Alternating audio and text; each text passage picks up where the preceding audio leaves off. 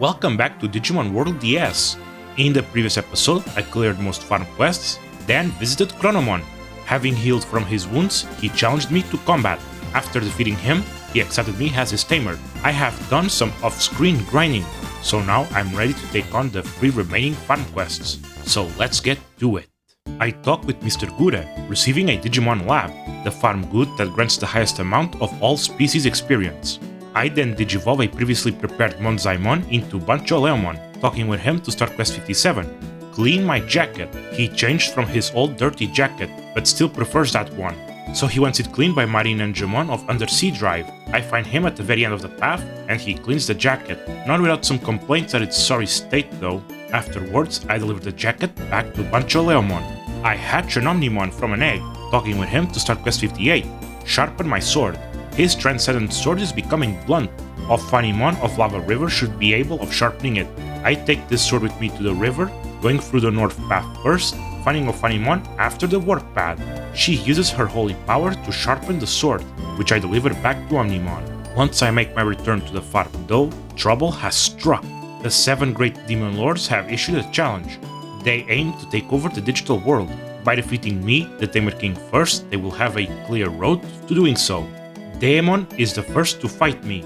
He waits at the Hard Mountains. Before heading there, however, I make a trip to the Chrome Mine, opening the purple chest from before.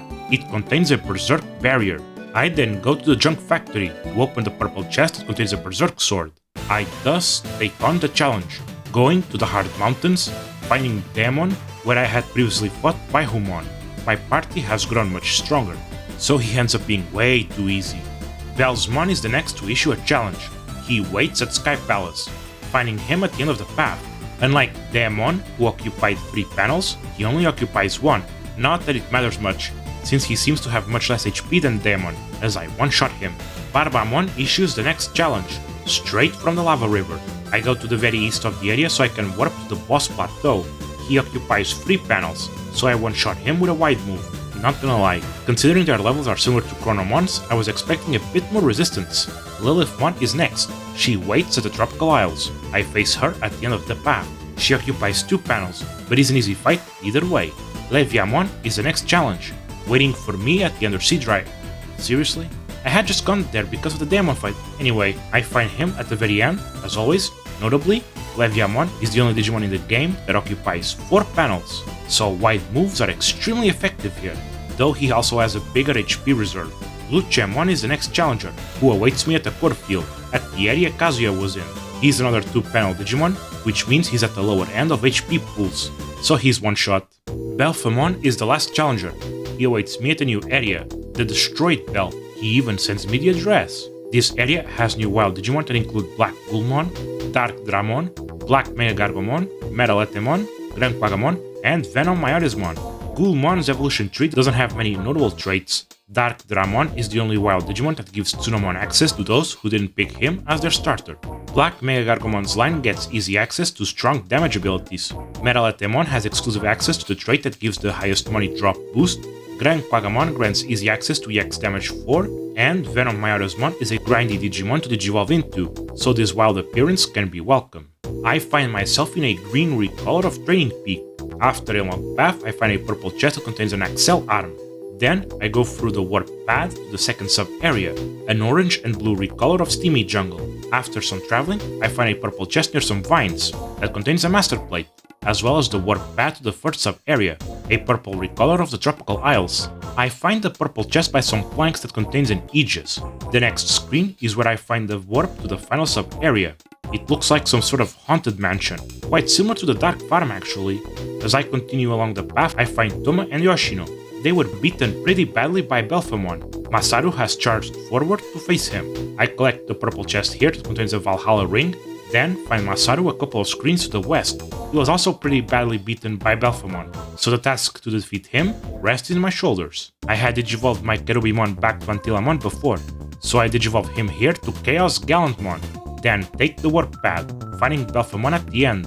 He does have a trick up his sleeve, as he summons the remaining 6 Demon Lords. I faced them in the same order as before, but they are much stronger now, having reached level 99, so Digimon like Bellsmon aren't falling for one-shots anymore. But my Digimon are more than ready, as they fell the Demon Lords one by one.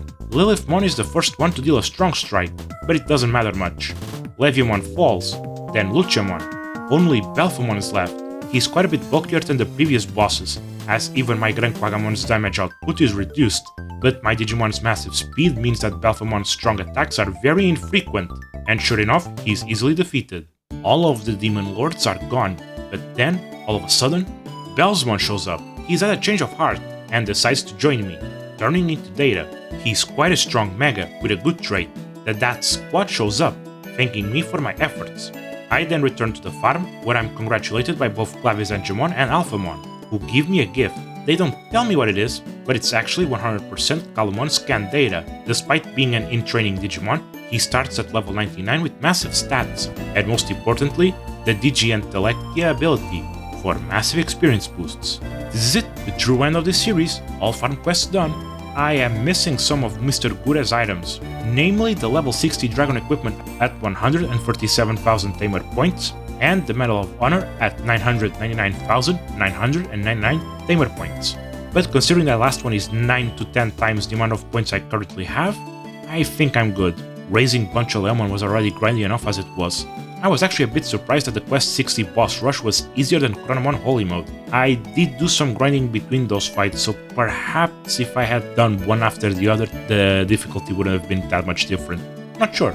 Going through the destroyed belt did remind me of something. Most areas in this game are quite linear, aren't they? They're just long hallways.